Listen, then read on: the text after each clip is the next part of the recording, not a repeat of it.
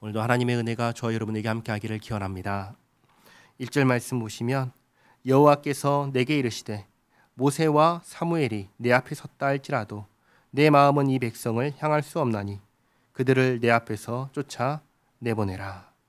모세와 사무엘은 하나님께서 이스라엘을 향하여 진노하실 때 온몸으로 엎드려 간구하며 하나님의 그 진노하심을 멈추시고 용서해 주시기를 기도했던 사람들입니다. 하나님께서 그때에 모세와 사무엘의 기도를 들으셨지만 이제는 그들이 와서 기도한다고 해도 소용이 없다고 말씀하십니다.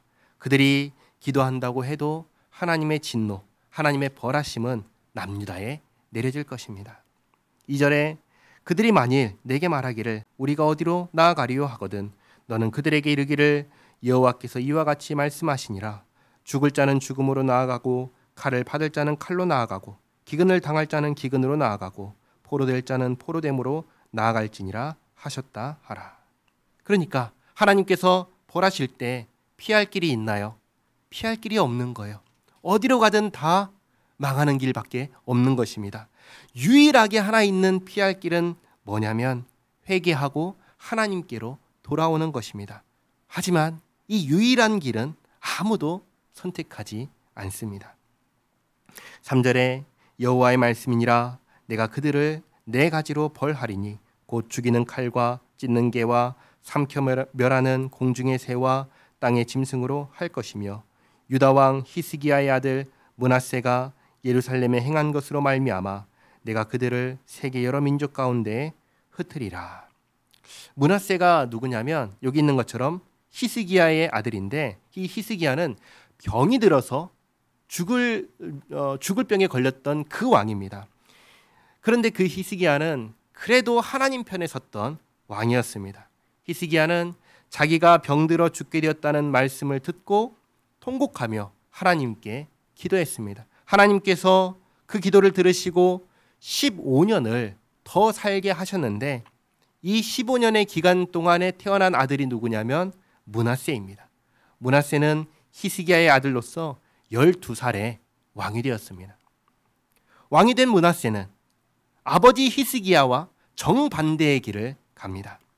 북이스라엘과 남유다를 통틀어서 이 므낫세처럼 심하게 하나님을 대적한 왕이 없다 할 정도로 하나님을 대적하는 왕이 되었습니다. 므낫세의 아들의 아들, 그러니까 므낫세의 손자 요시야가 왕이 되었을 때 하나님을 너무나 심하게 떠나버린 이 나라를 바로잡으려고 했지만 안 됐습니다.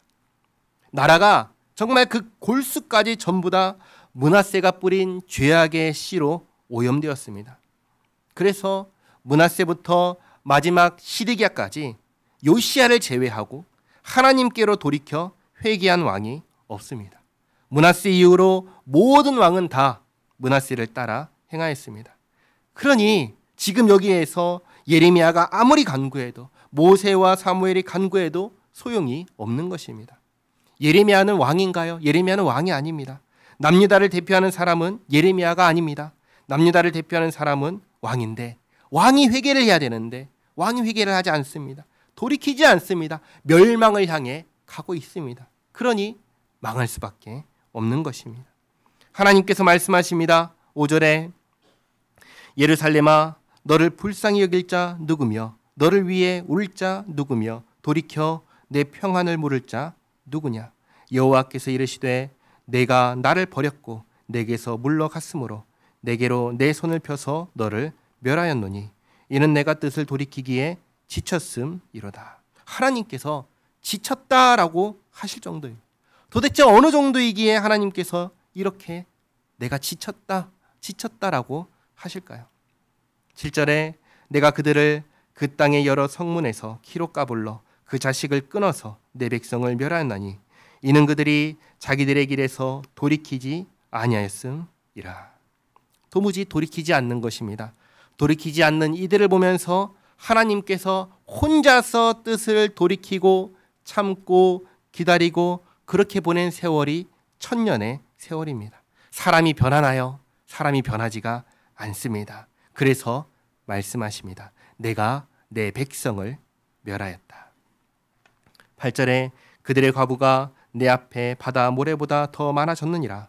내가 대낮에 파멸시킬 자를 그들에게로 데려다가 그들과 청년들의 어미를 쳐서 놀람과 두려움을 그들에게 갑자기 닥치게 하였으며 7을 낳은 여인에게는 쇠약하여 기절하게 하며 아직도 대낮에 그의 해가 떨어져서 그에게 수치와 근심을 당하게 하였느니라.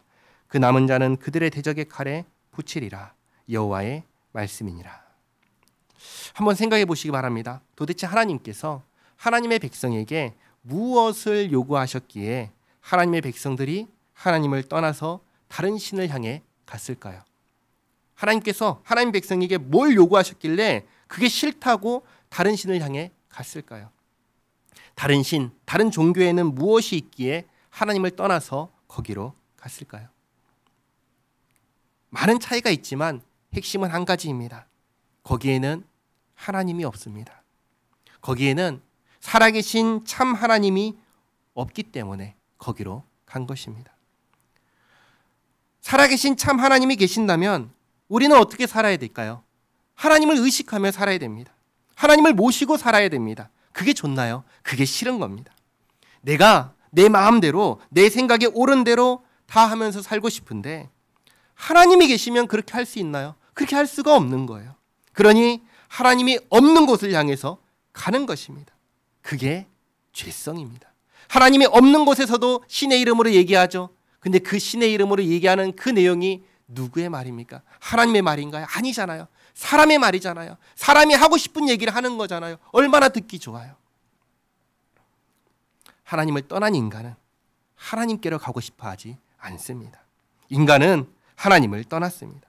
그러니 돌이킬 수가 없는 것이죠. 그러나 하나님은 인간을 떠나지 않으셨습니다. 인간이 떠나서 파기된 계약을 하나님께서 다시 세우십니다. 새로운 계약을 세우십니다. 그것은 우리의 심령에 새기는 계약입니다. 하나님을 떠나 멸망할 수밖에 없는 사람들 가운데 하나님께서 원하시는 대로 택하셔서 그 심령에 새기셔서 하나님께서 붙잡으셔서 생명으로 옮기시는 것입니다. 우리의 의사와 상관없이 일방적으로 하나님께서 이루시는 역사입니다. 구원의 역사입니다. 우리가 바로 그 역사의 증인입니다. 하나님께서 택하시고 부르셔서 예수님을 믿는 믿음을 우리에게 주셔서 예수 믿는 사람이 되게 하셨고 예수님 안에서 죄사함을 받고 의롭다 여겨지게 하셨습니다. 하나님의 역사가 있기에 우리가 오늘 이 자리에 있는 것입니다. 우리 가운데 그 누구도 우리 스스로 마음을 내어서 먼저 하나님 앞에 하나님 내가 여기 오고 싶습니다 하고 온 사람이 있나요? 없습니다. 하나님께서 그 마음을 주셔서 우리가 이 자리에 있는 것입니다. 우리가 그 역사의 증인입니다. 하나님께서 우리에게 베푸신 이 은혜를 기억하며 잊지 말고 하나님 사랑하며 하나님께서 우리에게 원하시는 그 삶을 살아가는 우리 모두가 되기를 바랍니다. 기도하겠습니다. 좋으신 하나님, 시내산에서 이스라엘이 하나님과 맺은 언약이 파기되었습니다. 하나님의 말씀을 듣겠다 하였지만 돌아서서 듣지 않았습니다. 하나님만을 섬기겠다 하였지만 돌아서서 다른 신을 향해 갔습니다. 그때마다 벌하셨다면 진작 멸망했을 것인데 1000년 동안 참고 기다려 주셨습니다. 그리고 이제 모든 것을 끝내시며 다시 새롭게 새 언약을 세우십니다. 그것은 우리의 심령에 새기는 언약이며 하나님의 주권적인 은혜의 역사입니다. 사람은 변하지 않습니다. 그것을 너무나 잘 압니다.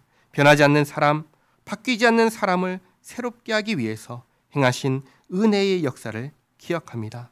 아들 예수님을 우리의 대표가 되게 하시어 우리를 대신하여 모든 것을 이루게 하시고 예수님 안에서 새 사람이 되게 하신 하나님, 우리가 이 은혜를 기억하며 이 은혜 가운데 벗어나지 않으며 이 은혜로 살아가게 하옵소서. 예수님의 이름으로 기도하옵나이다. 아멘.